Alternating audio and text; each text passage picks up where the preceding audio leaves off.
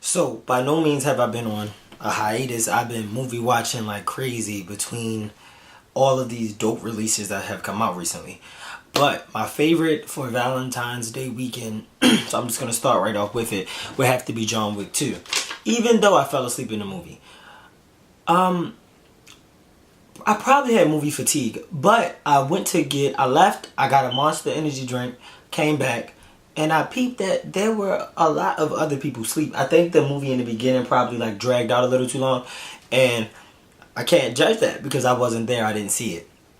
But overall, the movie was a dope movie. Like, you got to see the inside of the world that was presented to us last time in terms of the group that he was a part of, so to speak. It's like he was like a hired professional super trained killer, but at the same time he still managed to have a heart. I just thought the movie was like super dope, and we got to see Ruby Rose, and she was a mute, I believe, and well, I'm sure because she actually didn't talk and everything she did was in sign language. It was really dope though. And then John Wick, yo, the guy knew everything. Like, he knew sign language, he knew other languages, and he also was like super observant. He could spot anything that was about to happen. Like, it's like he had spidey sensors or something.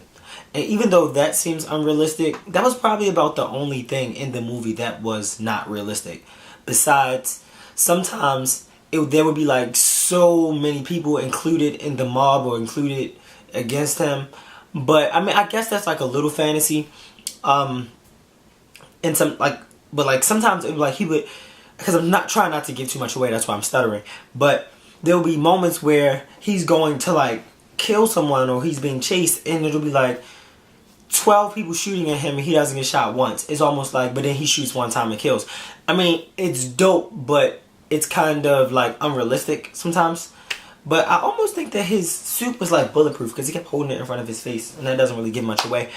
But what balances that realism, which balances that lack of realism, is probably the fact that the action sequences, like most of them where he would be fighting, they were realistic. And even sometimes the gun stuff that was like one-on-one was realistic because there was no like supreme acrobatics, no like super high air jumps or anything like that. I just thought it was really dope. One thing I can say was it was like a final line that Keanu Reeves had to relay, and if you saw, I can't really say it, but if you saw it already, you know it's that final line that he gives, and it's like a Taken moment with like, I will find her, I will find you and kill you, or what, you know. But it's like the Taken moment, but the line was just read so poorly. It was just like disturbing to me for like that to be my last, moment for the movie. And the only other problem I have with the movie was that the action sequences were sometimes too long.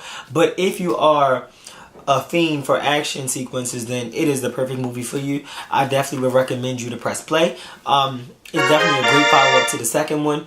I don't think that they tried to harness in on the same storyline.